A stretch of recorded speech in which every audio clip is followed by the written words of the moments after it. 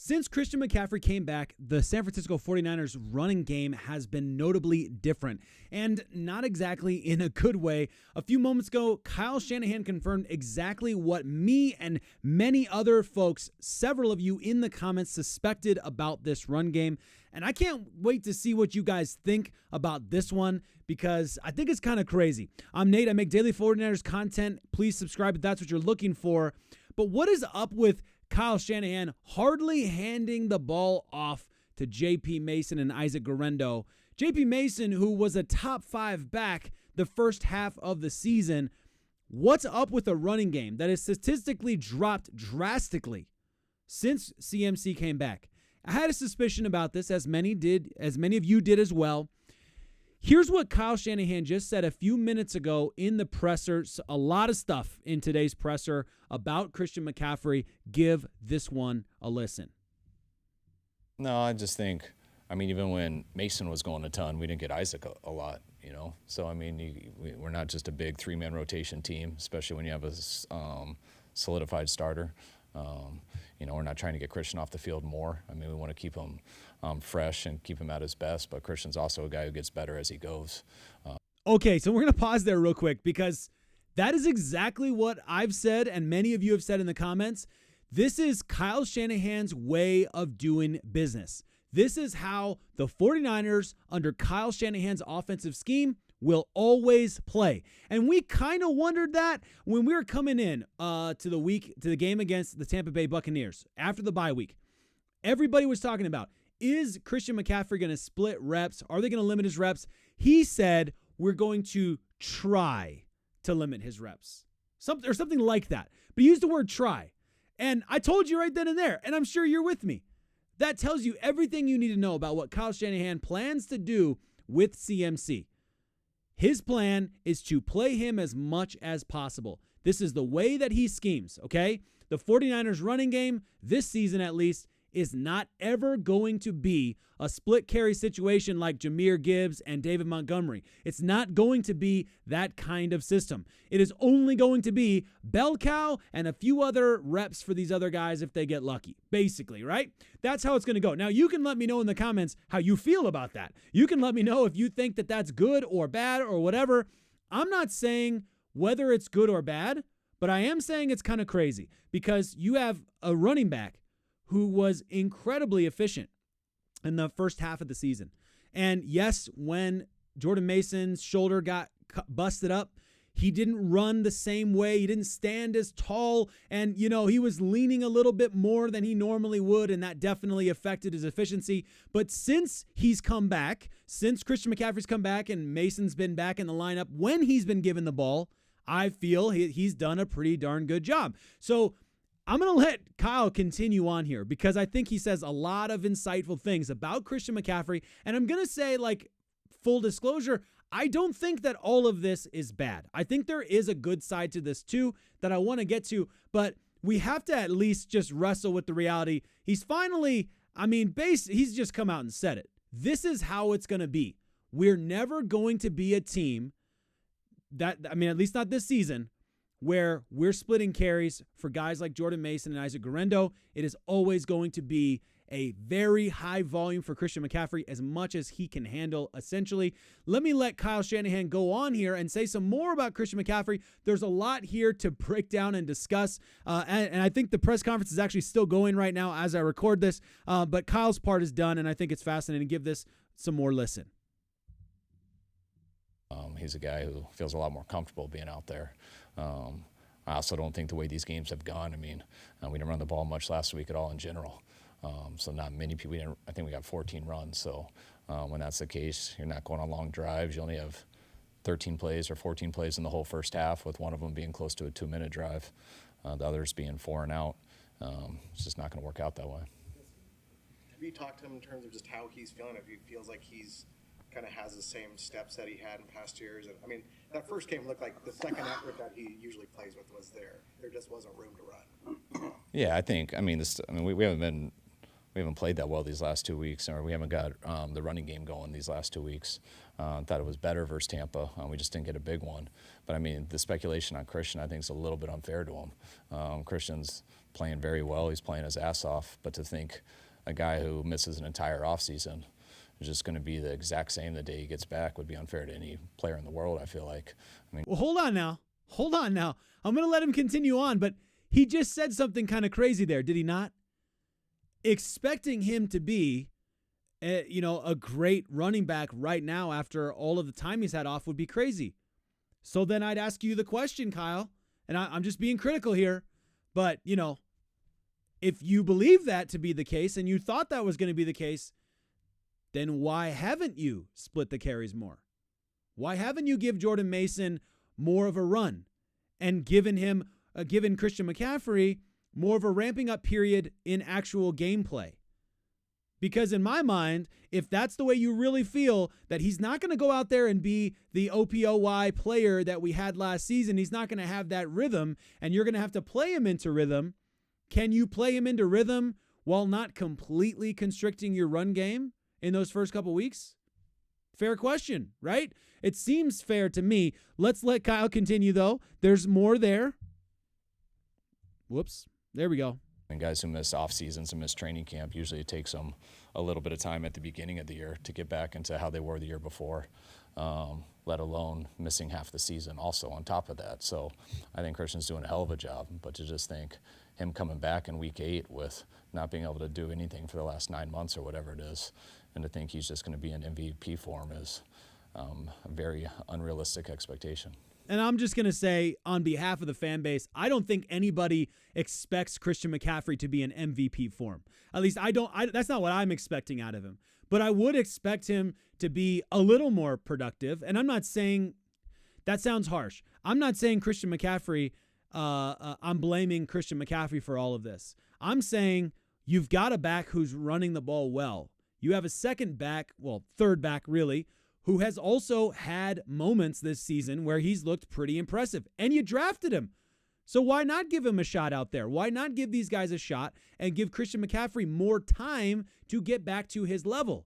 And this comes back to what we talked about in the offseason. When Christian McCaffrey first kind of started, he had that little injury, and it was like, oh, it's calf tightness or soreness or whatever. And it's kind of hush what's actually going on behind the scenes. And he was asked about it several times, and he said in press conferences, the reality is, it's hard for us to take him out. You don't want to take Christian McCaffrey off the field. It's like, yeah, I understand that. But at what point in the season have you now ruined his shot of being, being able to continue to produce at that level because his body's just breaking down? And we're not seeing the best Christian McCaffrey we could have seen when the season comes to a close there. So I don't know, man. I don't know. I'm not Kyle Shanahan. I'm not nearly as smart as Kyle Shanahan. I'm definitely not in let's fire Kyle Shanahan. But I do wonder about this stick to the scheme kind of mindset when you have data in front of you that says you don't have to stick to the scheme completely. And Kyle said something basically like that. He said that in this press conference, he said, I'm the same guy I am always. And in most of the cases, I think that's a good thing. I like that Kyle Shanahan's the same guy, win or lose, and he's going in there and he's trying to figure things out and trying to improve and trying to get better. I like that aspect, right? But I also feel like it's crazy to leave yards on the table when you've got healthy guys who are ready to go. And it's also crazy to, I don't know, maybe do like an 80%, 20% deal for the majority of last season with Jordan Mason. And when you had Elijah Mitchell healthy, why not give those guys a few more reps if it means that Christian McCaffrey has a longer career, if it means that he has more value to you in the long term? I don't know. Maybe you're just so focused on the Super Bowl and just the upcoming season in front of you that everything is about win this football game and you just can't ever let yourself think beyond that. Maybe that's the way that it is, but I know that's not how John Lynch is thinking about it because he's always thinking 3-4 years down the road. He talks about that all the time. So anyway, I'm going to let Kyle continue here. He's got some more to say about CMC that I think is really interesting. And then I've got some good news for you at the end of this video that I think will hopefully bode well for Christian McCaffrey's continued development, since this is clearly the way that they're going to go, and it's not going to look any different. This is how it's going to go. When you watch him, is it more physical things that he's still trying to get back, or is it just vision, or is it maybe a little bit of everything?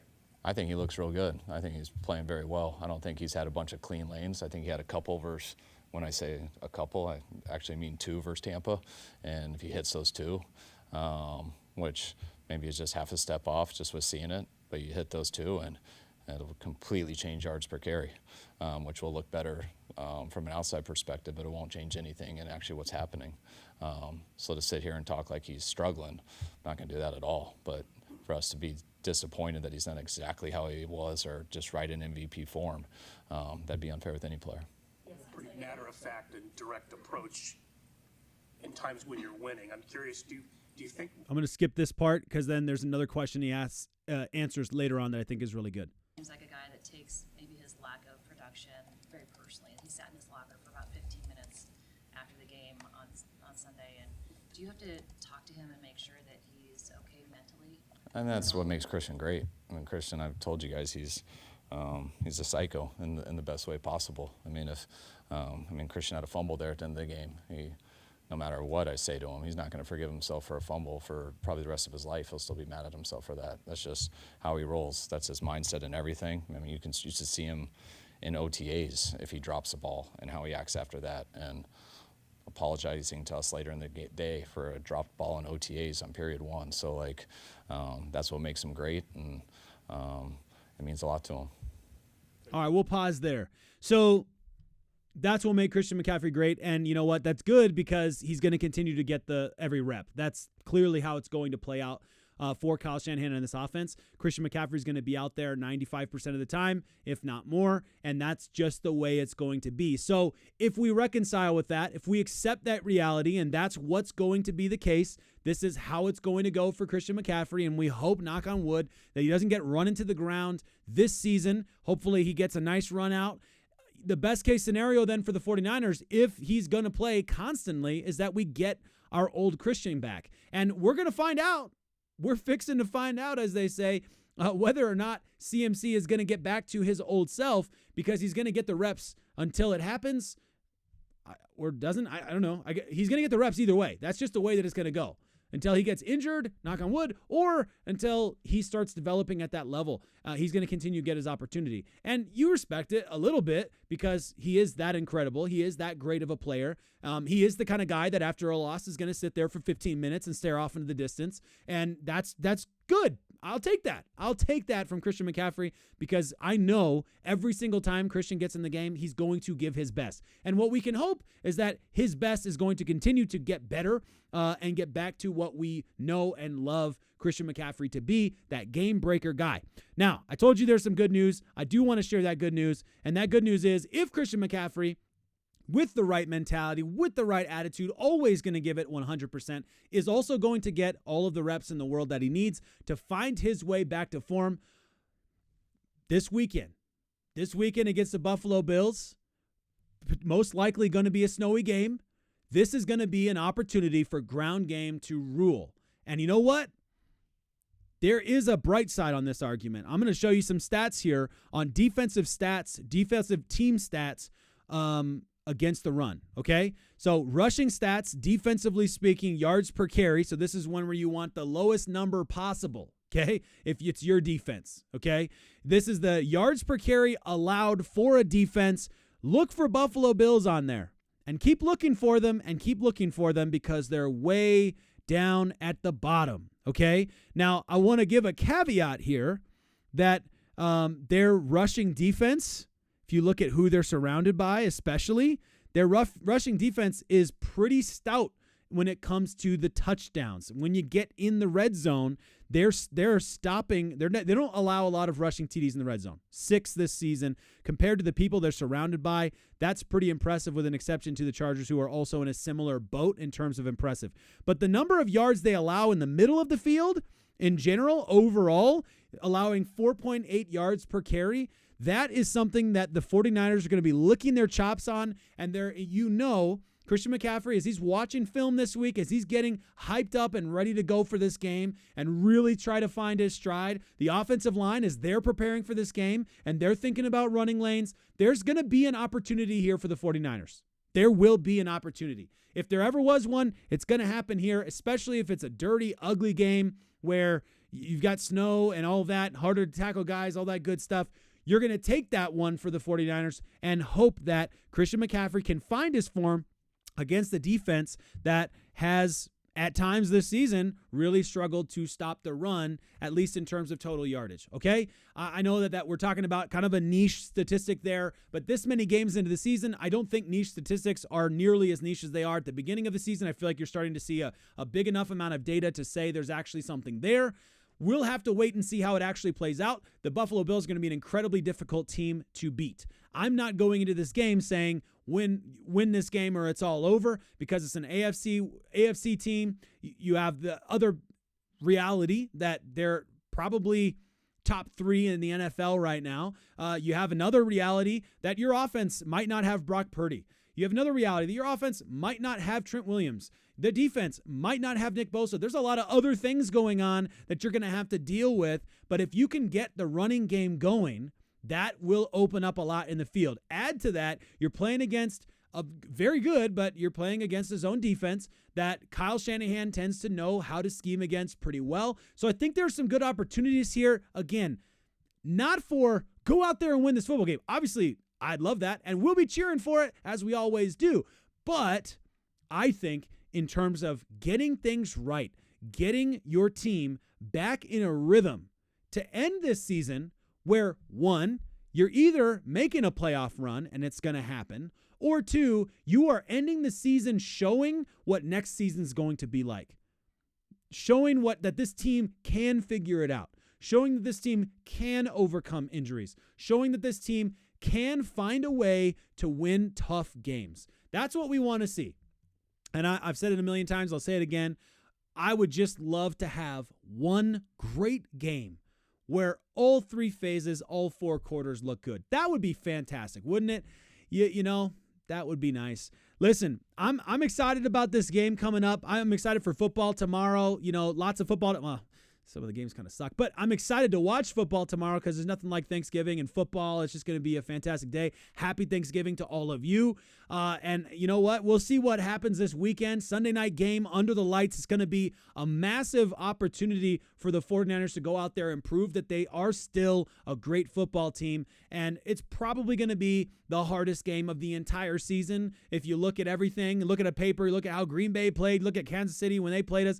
I mean, this is going to be the toughest game probably in terms of team form and where they're at and how they're playing and their threats and our weaknesses and all of that. This is probably the toughest game of the season. Maybe the Detroit Lions, when we get there, we'll have to wait and see where they're at that point in the season. But listen, we're here for it. You know, we don't stop watching games just because things are not going right. And I really do believe that this team is a retooling away. I used to think it didn't even need a retool, but it definitely does now. I think this team's a retooling away from being a fantastic and very, very difficult team to play against. They can frustrate any team in the NFL on their day. So let's wait and let's see how this all plays out. I'll be continuing to make videos, of course, as always. So subscribe. Don't miss out on that. And let me know in the comments what you think about this and if you agree with it. I think a lot of us are thinking play more than just Christian McCaffrey. He's great. We want to see him get back to form, but don't leave Jordan Mason and Isaac Guerrero out of the lineup completely. We need them out there getting their shots because they could be future players. They could be current impacts on this football team while CMC is getting right. I look forward to seeing what you have to say about this. It's been an awfully fun ride with many frustrations, and I'm hoping that we're going to start to see some football going forward where we're seeing less of those frustrations. That would be great, right? Happy Thanksgiving.